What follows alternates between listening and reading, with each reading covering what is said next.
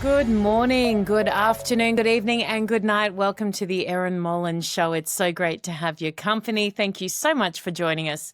It's never taken for granted, by the way. We appreciate your support so very much, and we try and reward that support with brilliant shows, and I have no doubt this is another one of those brilliant shows, not because of me, of course.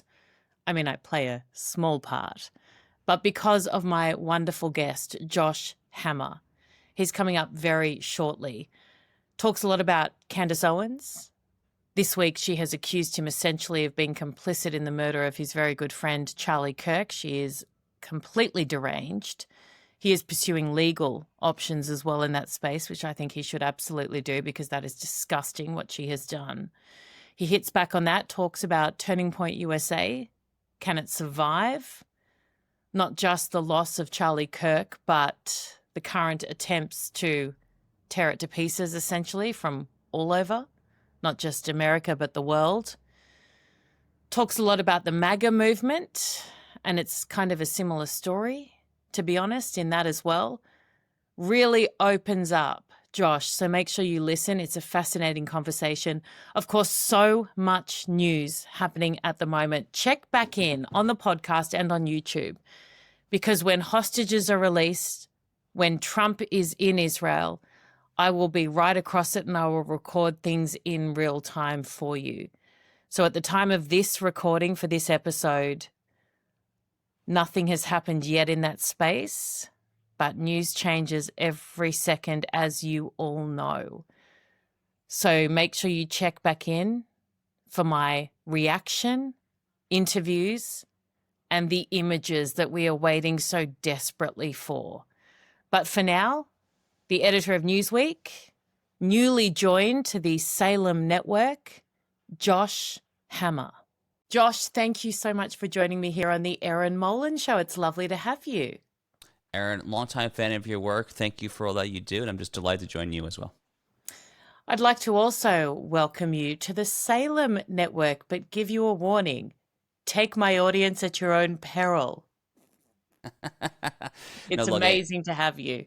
It's super exciting. We're just totally stoked. So my show, The Josh Hammer Show, which has been a Newsweek show, we're now partnering with Salem Media Group, trying to take the show to the next level. And it's an amazing lineup of shows, Erin. As you know all too well, your show is one of the many dynamite shows that Salem has, and we're just absolutely stoked to join the whole lineup. Welcome. You will be absolutely brilliant, I have no doubt. In fact, this morning I was reading your piece, How to Divide MAGA. How do you divide MAGA, Josh? Well, there are multiple ways to skin a cat, right, as the saying goes. But it seems to me, Erin, that if you look at what provocateurs like Candace Owens and Tucker Carlson are doing, it's really not just about the Jews. Now, it obviously is partially about the Jews, but there is something more sinister and more profound going on here. The bulk of the MAGA movement here in the United States is comprised of evangelical Christians. They are a plurality. They might not be an outright majority, but they are absolutely a plurality of the MAGA movement. I saw some polls showing that roughly 50% of Trump's voters in 2024 were evangelical Protestants. Now, if you were looking for a way to break that coalition up, you could do a lot worse than to try to single out the Jewish state and the Jewish people as the targets of your foremost ire. I mean, short of just trying to turn the party into an anti-life, to a pro-abortion party, which obviously would certainly go against the evangelical creed as well. Short of that, I can't think of a better way to divide the party than to just harp and harp and harp on U.S.-Israel relations and on Jewish-Christian relations there. So that's basically how I see it, Erin. When I see Candace Owens saying the crazy, insane things that she's saying, including her most recent not so subtle insinuations that I was involved in I can't even say it, it's like so unhinged, in the murder of my own friend, Charlie Kirk. When I see her just talking about horrific Zionist Israeli influence in the United States, and when I see Tucker Carlson talking about hummus eaters that were maybe involved in the assassination of Charlie Kirk and trying to question World War II all over again and say, oh, maybe the United States actually should have sided with Hitler. Maybe Hitler was actually less bad than Stalin. I mean, all of this has an ulterior, ultimate purpose. And again, I don't think it's actually really ultimately about the Jews here. I think they're trying to destroy this movement. They're trying to destroy this movement. Donald Trump has been the most pro-Israel, most pro-Jewish president in American history. And I think they see a golden opportunity to destroy this, to burn it down, and then to try to seize market share in the aftermath of that, which could potentially come as soon as a 2028 general election. I hope that I'm wrong, by the way. I hope that I'm wrong and that this is not so sinister that it's actually just some cheap anti-Semitism, the likes of which the world has seen for 3,000 to 4,000 or 5,000 years, give or take. But I think it actually is more than that, and I think it should therefore give not just Jewish Americans, not just evangelicals who are the true targets of this information operation, but really all Americans, certainly all MAGA voters. It should give them tremendous pause for concern. I suspect you're not wrong, though I would like to hope that you are as well. Who wins if they succeed in dividing the MAGA movement? I mean, is it as simple as the Democrats, or is this much bigger? Is this nefarious actors globally? Yeah, I think that China, Russia, Iran, North Korea, I mean, those are the geopolitical winners of this Tucker Candace wing of MAGA, if you can even call them that. If they prevail, and it's so easy to connect these dots, Erin. When you look at some of the stuff that Tucker Carlson says when it comes to offering apologia for Sharia law, when you look at some of the stuff that he says when it comes to his somewhat infamous trip to do the puff interview with Vladimir Putin in the Kremlin in February 2024, and this cartoonish video of him in the supermarket kind of freaking out over this supermarket pushcart technology there, the accounts that retweet this sort of stuff are foreign accounts. They are Russian, Iranian, Chinese accounts. And there's this amazing clip that's been circulating of this former Sunni Islamist jihadist. I think he's a former Muslim Brotherhood guy.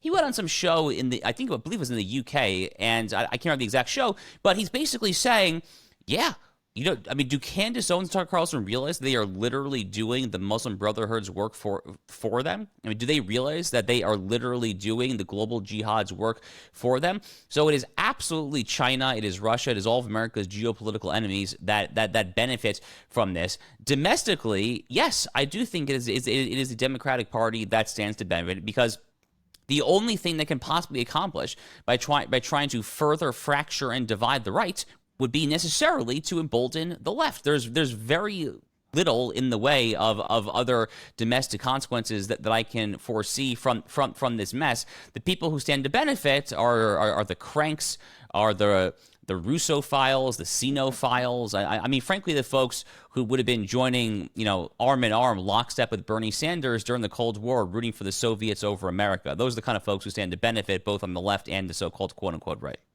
Is there any way in hell that Tucker Carlson and Candace Owens can claim to be even America top 10, let alone America first? Well, I mean, Candace is so unhinged at this point, Erin. I mean, if America were still a first world, truly functioning country, Candace Owens would have been involuntarily committed. That is my honest to God stance. I mean, prior to America liberalizing its involuntary commitment laws back in the 1960s, this sort of behavior would have landed you in the crazy ward, basically. Tucker. When you look at the issues that Tucker Carlson talks about, it's very difficult to discern any of these as being notably conservative, other than perhaps the immigration issue. And his guests, a plurality of them perhaps, a shockingly high percentage, are just singular, monolithic, obsessed, anti-Israel, anti-Semitic provocateurs. When he's not doing that, he's bringing on just a bunch of leftists. I mean, he literally had on the avowedly Marxist co-founder of Ben & Jerry's, the Vermont-based ice cream company. He had on the co-founder of Ben & Jerry's, who's a literal Bernie bro, like an actual dyed-in-the-wool communist Bernie bro. I mean, how do you claim to be on the right in any cognizable sense of the term at a certain point there? None of it really makes a whole lot of sense to me. So no, I think at this point, someone like Tucker, someone like Candace, they're essentially China first, Russia first, Iran first. I mean, all you need to know about Tucker Carlson these days, Erin, is you compare the interview that he gave to the president of Iran a few months ago, compare that to the interview that he gave to Senator Ted Cruz. He was profoundly hostile to Senator Ted Cruz, who was the runner-up to Donald Trump in the 2016 Republican presidential primary, and he asked a lot of puff questions to the president of Iran. To me, that says all you need to know about Tucker's priorities these days. That's such a powerful point. I often say to people, you can actually simplify most things when you're trying to ascertain where you stand. or where someone else stands. And I look at, whenever there's a pro-Palestinian gathering, they yell for intifada, river to the sea, death to America, death to Jews. Whenever there's a group of Jews together post-October 7, they sing, bring them home. And that's essentially it. If you want a base level to judge a different group of people. So I think you're right. We make it far, far too complex. The issue with Candace, I find, and I am so with you, she is insane. It is bat beep crazy on every level. I was overseas a couple of days ago in Indonesia and met this American guy who was telling me about his daughter. And he was saying, we were so sad about Charlie. And then he said, oh, gosh, and, my daughter's obsessed with Candace as well, and she just loves all those people. And I'm sitting there going, okay, they are not in the same category, but the issue is, the terrifying thing is, young people sometimes think they are. And if young people aren't identifying Candace as being completely unhinged, then they are consuming her content. They think she's amazing. That's the scary part, is that they don't see her as insane. It's very scary. It's awful. I don't frankly have a whole lot of good ideas what to do about that, other than just for voices like me, you. I mean, Team Sanity has to just keep on fighting back against Team Crazy. I mean, it's basically that simple, insofar as I see it. I mean, earlier in the conversation, we mentioned that my show is joining the Salem Podcast Network family, where your show is as well.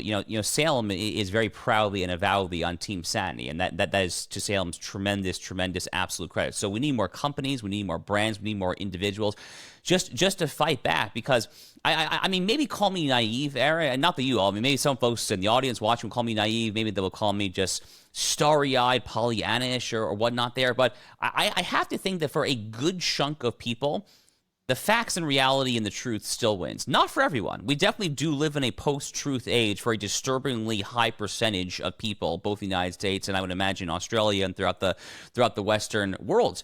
But for a lot of folks, I sincerely do cling to the notion, perhaps stubbornly, perhaps naively, that the truth wins out. So we really just need more and more voices to be bold, to be courageous, and to just call out the rot from even within our own side. I mean, I've been a conservative my whole life, Erin, and I don't like the fact that I spend as much time as I do these days having to call out my own side, or my own quote-unquote side, right, as opposed to calling out the left. I much prefer to focus on the insanity of the left, which is a destructive, decivilizational force. I mean, there's a million things to be said about that.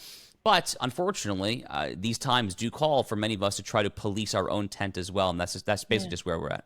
Well, you have to, because we've been critical of the other side for providing protection rackets against their own side for things that they will condemn the other side for. So you have to have a set of values, and it doesn't matter what side someone comes from. If they are going against those values, then you have to call it out. You have to every day of the week. Megyn Kelly, who says, my battle's only with the left. Well, I just don't think, that to me is not exercising courage or fighting for truth in any way. No, it's not. Megyn Kelly recently referred to Candace Owens as brilliant. She literally referred to Candace Owens as brilliant in the aftermath of Charlie's assassination there. I used to go on Megyn's show, Erin, with not frequency, but I've been a guest, I don't know, 5 to 10 times, probably something like that there, including this 1 or 2 times after October 7, 2023, where she had me on for an hour or more, just really fulsome. I mean, she really seemed to feel it when it came to the tremendous hurt that not just the Jewish people, but that the Western world, Team Civilization, was feeling in those very trying days 2 years ago now. So I have to just ask Megyn Kelly, is Candace Owens really brilliant? Is she brilliant for referring to me, your former guest, as subhuman filth? I mean, is she brilliant for using Nazi-esque language against me for the very simple reason that I am a proud, public, and conspicuous Jewish American? It strikes me as not particularly brilliant. It strikes me as deranged, lunatic, menacing behavior that is simply not fit for polite society, let alone someone who should be welcomed into the broader tent of right-of-center political opinion. How did it feel to come back online and to see the kind of vile tripe that she was putting out there publicly about you? Well, so Erin, I was offline. I was offline for the 2-day Jewish holiday of Sukkot when this was pretty much all going down. It's funny. So it was literally like 20 minutes before I turned my phone off that I saw that Candace Owens did a show where she leaked the WhatsApp chat that I had been in with Charlie Kirk. So right as I was turning my phone off, I started getting some snippets of notifications there, but I really had no idea what would transpire when it comes to the sheer levels of her derangement and insanity over the 48 hours, give or take, that would ensue. Now, someone did tell me at synagogue while I was offline, just a heads up, Candace is really going after you.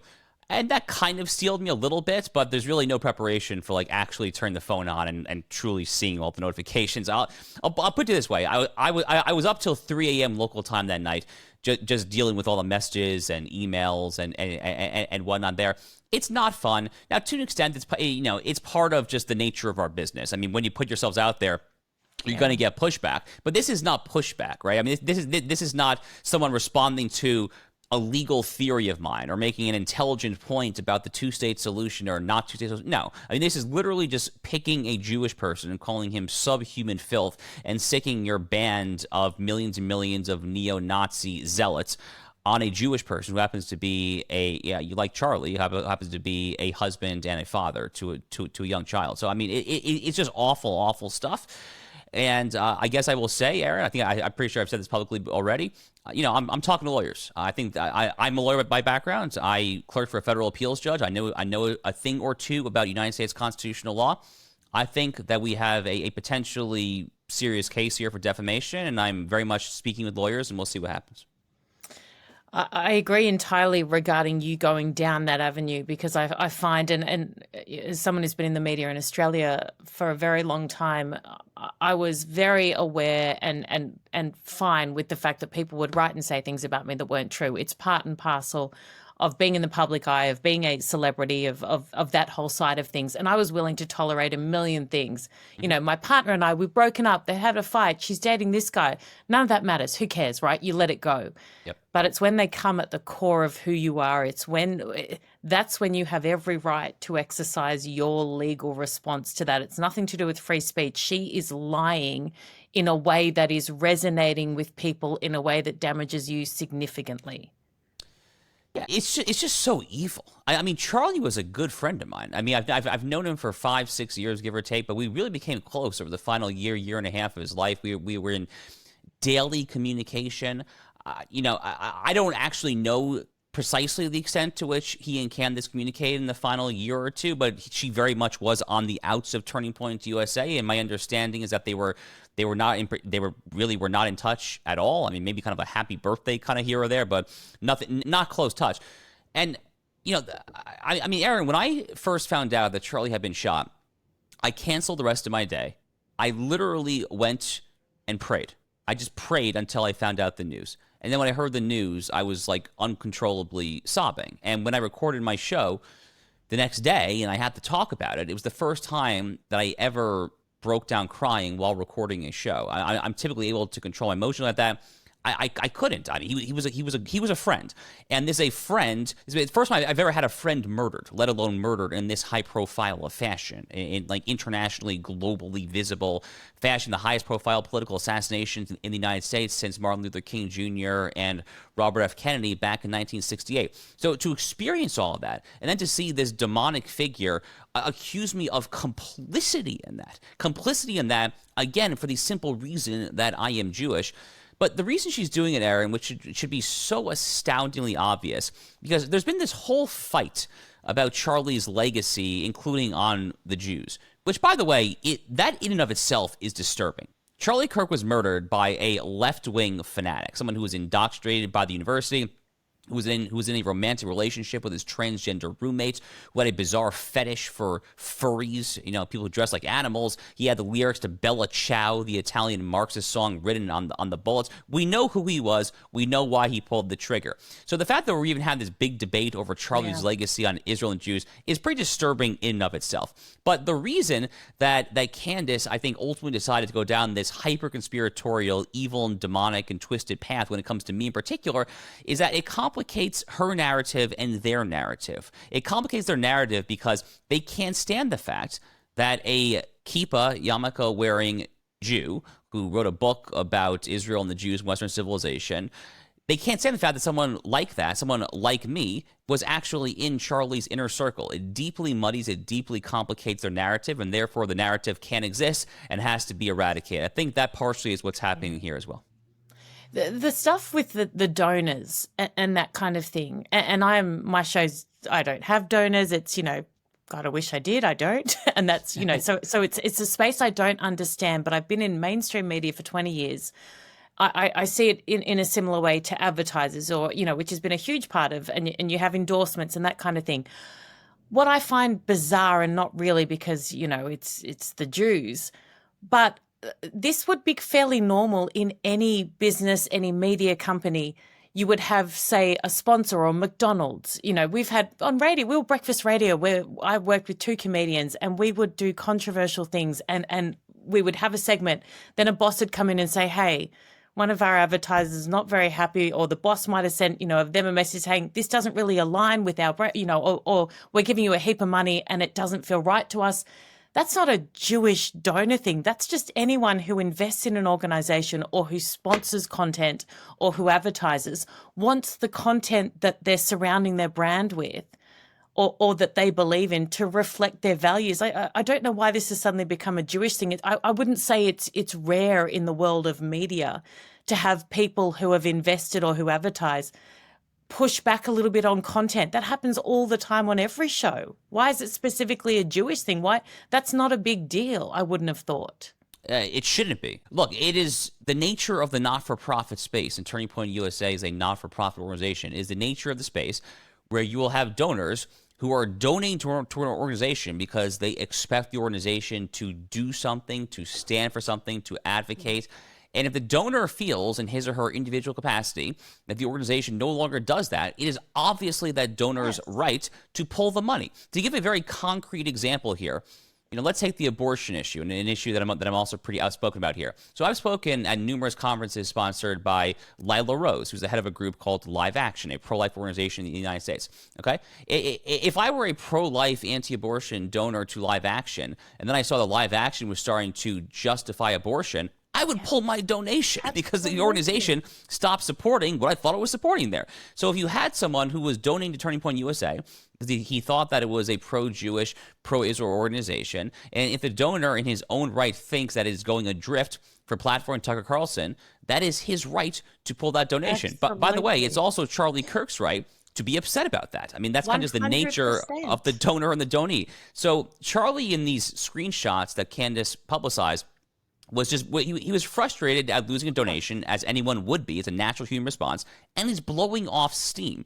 But the timeline is so off, as I explained in my own response to Candace, Aaron, because 2 hours after these screenshots, Charlie had me and two or three others in a Zoom call. He organized this Zoom call for the express purpose of trying to bring him up to speed on the best way to handle the anti-Israel keffiyeh-clad crazies on his campus tour set to begin the next day. So someone who was actually about to turn on Israel, as those out-of-context screenshots imply, would he have had on me the night before his campus tour? It doesn't make any sense in the world because it's not true.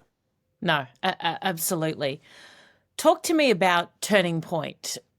As an organization, it is so, so important. Yeah. But without Charlie, who was the biggest main part of that, are you worried that there is risk that it won't survive, particularly with so many different people coming at it now, the likes of Candace, and you've been a victim of her crazy as well, but she is really going for them hard. Will people suddenly become confused about who it is they are and what it is they stand for? Is there a risk that it falls apart without Charlie? There's always a risk. I mean, every time that you have an organization that is intimately affiliated with an individual and that individual is no longer there, there's certainly always a risk. I think Turning Point to this point, Erin, is probably too big to fail, or at least too big to fail in the short to midterm. The amount of chapters that they've started after Charlie's death, they've started tens and tens of thousands of new chapters on college and high school campuses. I mean, literally, I forgot the exact numbers, but prior to Charlie's horrific assassination, I think the total number of Turning Point USA chapters was, I think, 2,000 or less, 3,000 less, something like that. The number now is literally like 50 to 60,000. So there's been a shocking expansion, a shocking interest here, and they've had a lot of donations coming in as well. So in the short to midterm, I think they're going to be A-OK, completely fine. In the mid to long term, any organization can only sustain itself, especially as a not-for-profit, if you have a set of principles that you are dedicated towards pursuing. So there are a lot of folks now that seem to me to be interested in trying to hijack Turning Point USA and to alter the principles that Charlie Kirk founded it on. And a lot of this kind of post-Charlie Kirk assassination discussion is actually really getting at this. A lot of it is divide MAGA. A lot of it is just pure gutter anti-Semitism. But part of it is a deliberate attempt to try to turn this extraordinarily powerful vehicle in American politics in a very different direction than what it had been there. And it is incredibly important that those forces not win. That's actually part of the reason why I've been so outspoken over the past month, give or take, about Charlie, about his legacy, about my friendship with him, pushing back on the crazies, and people who said that he was turning on Israel. Then Candace said there was an intervention at this retreat in the Hamptons. I was at that retreat. It didn't happen. Obviously, the latest insanity from Candace this past week about, I can't even say it, I mean, my alleged complicity in the murder. So, I mean, the reason I've been so outspoken is not just on a personal level, because it is imperative that Turning Point USA stay the course and stay true to what its founder, Charlie Kirk, wanted there. So, I don't have all the answers. I don't exactly know what Turning Point USA will look like in 5 years. They're more than fine, A-OK in the short term. In the mid to long term, I think that their success will be defined by their willingness and their ability to stay true to their founder's vision. Erika Kirk is obviously dealing with hell on earth. I can't even imagine. Yeah. Does she need to come out and clarify Charlie's position when it comes to Israel, just because it has been weaponized to the extent that it could do serious damage to the organization he started? I don't think it's my role to say that Erika Kirk should do or should not do anything at this moment, right? This is a woman who just lost the love of her life. She is a grieving widow, 2 young children. I believe it's a matter of public record that her mother is also in ailing health. So she's got a lot going on, to put it mildly. And I don't think it's helpful for me to say that she should do something. I do think it would be helpful. I will say that I think it would be helpful if Erika and or Turning Point as an organization released some sort of statement saying that Candace Owens has no idea what she's talking about, that Josh Hammer was not involved, that Turning Point was not involved, that Turning Point, it was not an inside job, that my friend Andrew Colvin, the executive producer of the Charlie Kirk Show, who's been the main host of the show since Charlie was killed, Andrew's name has been implicated as well by Candace and others there. So it would be helpful if some sort of statement were to come out, whether it's from Erika or from Turning Point or from someone else there. But ultimately, the proof will be in the pudding. And ultimately, we will find out sooner rather than later the extent to which Turning Point USA continues in Charlie's footsteps versus goes down some other path. I think it's going to be okay, but admittedly, there are a lot of forces, some very powerful ones, including some folks within, some wolves in the henhouse, such as Tucker Carlson, who are very much trying to kind of take this in an unfortunate direction. Why is the nationalist right or the common sense right in Europe pro-Israel, yet the same in the USA is not? This is a wonderful question, Erin. It's actually a question that I have discussed at great length with someone else who was in that now infamous WhatsApp chat with Charlie and was on that Zoom call the night before, which is my friend Rabbi Pesach Wilicki in Jerusalem, who was also part of Charlie's. He called this his pro-Israel brain trust, actually. So Pesach was also part of Charlie's brain trust, and Pesach and I have talked about this exact question many, many times. There are a couple things that I can point to. Again, I don't actually know the answer, but there are a couple of things that I can point to as potentially having relevance here. Because, by the way, you're totally right. If you look at the nationalist right in Europe, in South America, I mean, how about Jair Bolsonaro when he was in power in Brazil? So South America, Europe, a very, very, very philo-Semitic, pro-Jewish, pro-Israel. Obviously, Viktor Orban in Hungary would be a prime example of this there. So what is the difference between that and certain elements of MAGA? So that's the first thing to say, is that we're not talking here about all of MAGA. We're not even talking about most of MAGA. Even at the last Turning Point USA conference that I spoke at back in July, where Dave Smith and I debated Israel and what turned out to be Charlie Kirk's last ever event that he was on stage for at a Turning Point conference, they did a poll of all the attendees there. It's a very skewing younger crowd. And 73% of that crowd called themselves pro-Israel. So, it's important to note that we're not talking here about all of MAGA, but there is an increasingly very vocal and, if we're being very honest, probably growing on the margins block that is anti-Israel, that definitely is, in some, if not all cases, outright anti-Semitic. And there are a couple of things that come to mind. One is the question of foreign aid. Israel gets the number one largest foreign aid contribution year in and year out. People don't realize that it's frankly a drop in the bucket compared to the broader United States budget. It's a statistically, mathematically somewhat inconsequential number, and the U.S. actually gets a lot in return for that aid. For what it's worth, I've actually called for that aid to be wound down. That's been my stance for a decade. I think it actually undermines both the United States and Israel, but that's a conversation perhaps for another time. I think that partially feeds the kind of conspiratorial narrative that Israel controls the U.S., Tel Aviv controls the Pentagon, all this garbage that you hear in kind of the crazy parts of the internet. So that's one. Two is I think a lot of younger Americans in particular are deeply sobered by America's post 9/11 boondoggles in the Islamic world, which, by the way, is not a bad thing. I also have been sobered. I actually also have tremendous criticisms of Bush administration foreign policy. I don't think that we should have been in Iraq or Afghanistan for nearly as long as we were there. But for a lot of folks, and Dave Smith, who I debated in July, is a good example, they immediately take that and then they draw the next dial, which doesn't really logically follow, but they try to make it follow that the only reason that we did this is Israel, because Israel is like our non-Muslim ally there in the Islamic world. So I think a lot of the sober reassessment of America's post 9/11 wars has to ultimately tragically comes back to the question of Israel as well. One other thing that comes to mind as well is if you look at the American Jewish population, it does remain a primarily left-leaning, left of center Democratic Party supporting population. I mean, we could talk for hours about why that is and how much it just pains me. Erin, I've literally been reeling about this since I was in high school. This is one of my this is one of my longest pet peeves. Were you popular? Were you popular at high school? I was that guy in AP government class who was defending Bush era enhanced interrogation waterboarding against 25 liberal classmates. So that's a no. That's a no.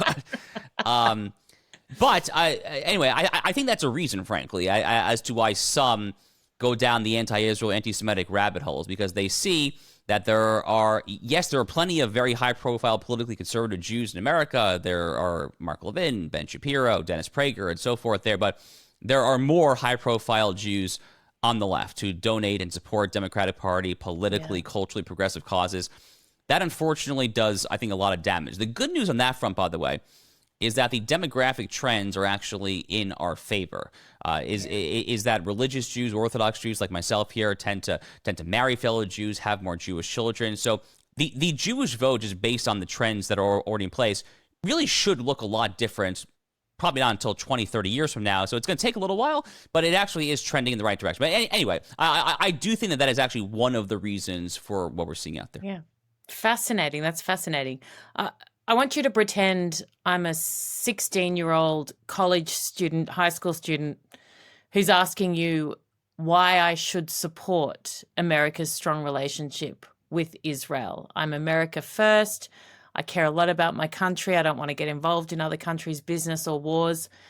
Tell me, Josh, why I should be pro-Israel in the sense of America having a strong alliance with that country in the Middle East that seems very far away, very small, but very powerful. Sure thing. Yeah. So I get this question a lot, and here's how I see it. So, look, I am a realist when it comes to foreign policy. I really am. I look at America's budget. I look at the fact that we're approaching $40 trillion in debt, if we're not there already. And I understand that we have limited capability and limited resources to secure our own interests with our own military and so forth throughout the world. And according to that, I then see that America's number one threat is China, is the Chinese Communist Party. I think about China basically every day of my life. I'm frankly terrified of China, actually. And if it follows that America is a woefully indebted nation that has to focus at some point predominantly, if not primarily, on China, then the second level analysis question arises, which is, okay, but America is still a superpower. We still have interests elsewhere in the world, not just in the Indo-Pacific. We have interests in our own hemisphere, in Europe, the Middle East, and so forth. The Middle East happens to be a good example. So, okay, so what are America's interests in the Middle East? Well, America has interest in the Middle East for the following reasons. One is that we care about the free flow of trade on very crucial international waterways, such as the Strait of Hormuz, such as the Red Sea, crucial waterways for oil and natural gas, which is another reason that we just happen to care about the Middle East.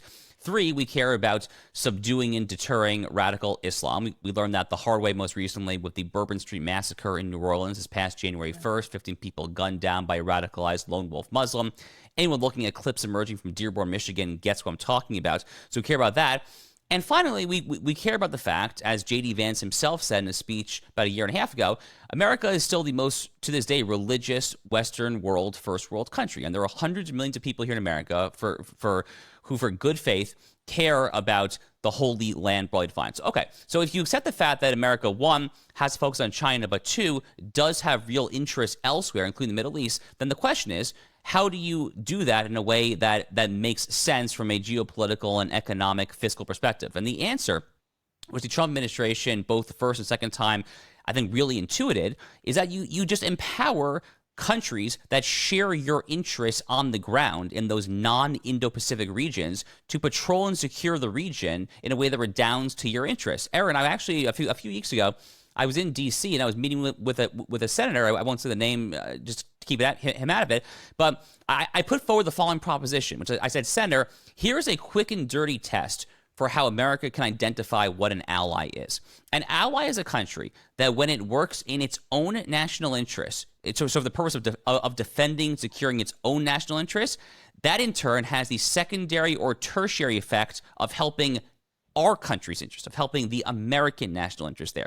The beauty of the Trump administration foreign policy is that it intuits that is Israel to a T. Because when Israel on a day-to-day basis goes against Hamas, Hezbollah, the Houthis, these are literally U.S.-recognized foreign terrorist organizations. Last year, on the months-long crusade that culminated in the targeted assassinations of Hassan Nasrallah, the Hezbollah chief jihadi in Beirut, Lebanon, and then the killing of Yahya Sinwar, the October 7th mastermind in Gaza, on the months leading up to that, when Israel was going on this Michael Corleone Godfather-like killing spree on their enemies, they took out 2 very interesting jihadis by the name of Fuad Shakur and Ibrahim Akil. Most people have not heard of these 2 men, but Fuad Shakur and Ibrahim Akil were the masterminds of the 1983 U.S. Marines barracks bombings in Beirut, Lebanon, that killed 241 Marines.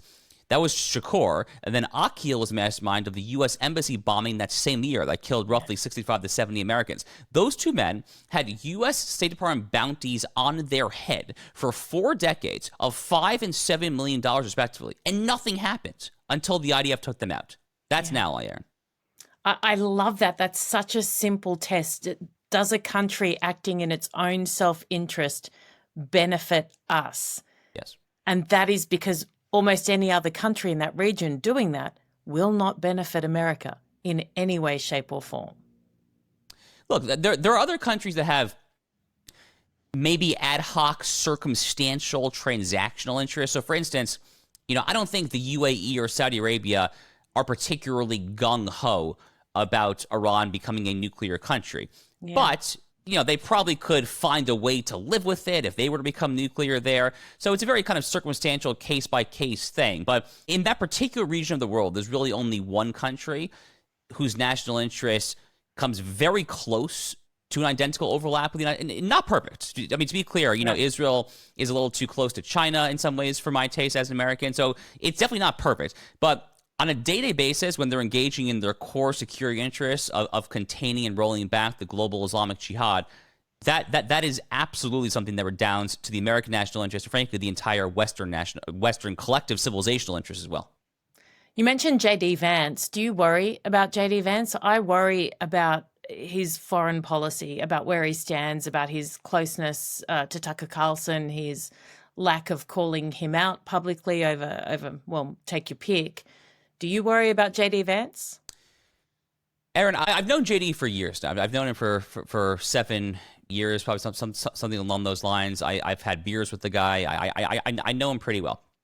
I am not worried about J.D. Vance. When you look at his foreign policy track record, his big speech that he gave that still comes to mind is the speech that I alluded to earlier that he gave at the Quincy Institute, which is very much a pro-Iran organization. He gave the speech in the Lion's Den there in May 2024, making a very sober, coherent, compelling, nationalist, realist case for tight U.S.-Israel relations. It was a phenomenal speech. Now, there have been some folks, many of whom are actually friends of mine, who, since the administration came back into power in January, have looked at a lot of leaks from the administration to the New York Times, Politico, and they try to kind of read the tea leaves and suss out and say that the Vance office is leaking in a way that undermines Israel. I'll be honest with you, I don't typically play that game. That's not really what I do. I don't try to suss out tea leaves of leaks and anonymous quotes. That's not what I do. I look at the objective facts of what people say and do publicly. And what I've seen is J.D. Vance give a phenomenal speech a year and a half ago. I saw him go on Theo Vaughn's show earlier this year and just directly respond to Theo Vaughn accusing Israel of genocide and J.D. said that's not genocide. It's not anywhere close to it. Having said all that, I really don't like Tucker Carlson, as has been made probably pretty clear over the course of this conversation. I used to like him, by the way. I was a guest on his show. I mean, we were all fans of his, until he went down this unfortunate path. And at some point, it would be awfully nice if J.D. Vance were to say something about that, to try to create some sort of distance. I suspect that we are incrementally getting closer to that day coming.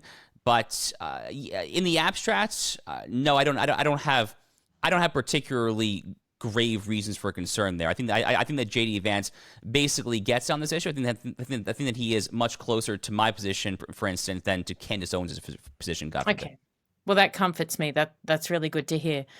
Talk to me. I know you've got to go. I'll give you a couple more very quick questions. But the Dave Smith debate, first time I'd seen anyone really own him. Does that live rent-free in your head just on days where you're feeling a little bit flat? Do you revisit the moments? Yeah, what a piece of work that guy is. Most recently, Erin, I think I saw over the weekend that he was saying that Josh Hammer is approaching person of interest status in the assassination of Charlie Kirk. My God.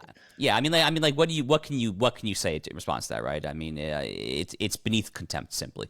Look, I debated Dave Smith twice now. The first go around was back at Princeton University in New Jersey, back in February.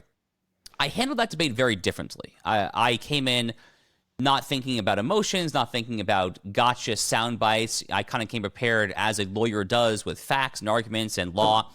And according to the post-debate poll, I quote-unquote lost that debate. I didn't feel like I lost, but the poll said I lost. So that's why I reapproached the big turning point debate that Charlie moderated in July very differently. I came in with a very different approach there. And yes, I think I was very happy with how that went. So look, I do still think about it, but I think about it these days, Erin, more so because it turns out, tragically, that was the last event that Charlie Kirk... So that event was literally the end of the conference. It was the last event of the Student Action Summit. And the Student Action Summit in 2025 was the last Turning Point USA public conference that Charlie ever was presiding over. So that's why that debate will probably kind of be remembered, actually, is not just for the theatrics and the sparks, which were plentiful, but also for the fact that it ends up being the final event that Charlie Kirk presided over at a Turning Point event, which is quite tragic, obviously. You're one of the great thinkers of our time. What keeps you up at night? Well, I'm not sure that's true, but I will definitely take the extremely flattering compliment. So thank you for that.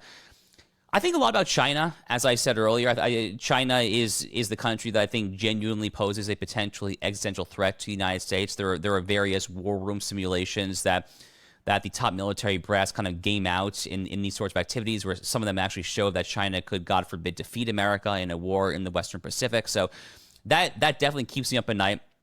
I also think for sure about rising anti-Semitism. I mean, how could I not? I mean, this is a huge part of my life. Thankfully, I live here in Florida, which is very much kind of an oasis of solitude. We have really, really good here in Florida. I weep, frankly, for the Jewish communities in cities like Los Angeles, New York City, and so forth. Florida is very much kind of a bubble there.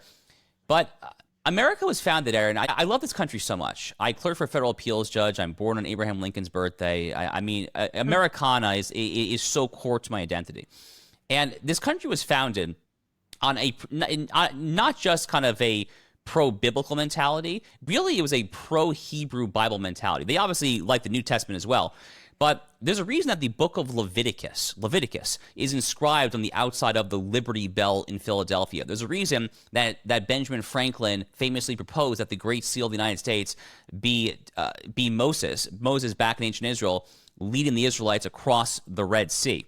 There's a reason that John Adams famously described the Jewish people, the Hebrews, as the greatest civilizing force in the history of mankind. There's a reason that Alexander Hamilton famously said that the Jews still being alive today are proof of God's existence. That they took incredible inspiration from the Jewish story, from the Hebrew Bible. It is so much a part of the American DNA, of the American psyche. And to see this sort of gutter garbage that is making the rounds now, increasingly not just on the anti-Zionist, anti-Semitic left, but increasingly in some fringe corners of the right, that is obviously a tremendous cause for concern as well. I can't comment much on being a Jew because I'm not, but as an Australian who's been really focused on the rising threat of China, the current existing threat of China, I couldn't agree with you more regarding your assessment of what the Chinese Communist Party is doing.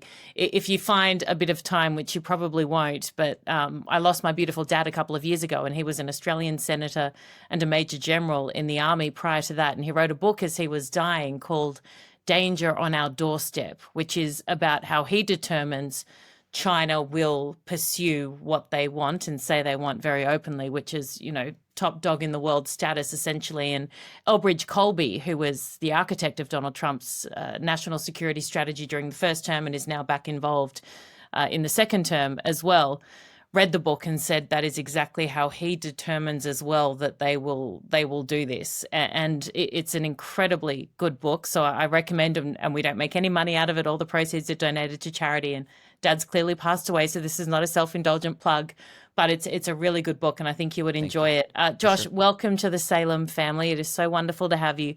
Thank you so much for joining us and for your advocacy and brilliance in a space that matters so much more than just to your people, though it matters greatly to them, but to all of us in the Western world who believe in everything that is good, right, and decent in the world. So thank you.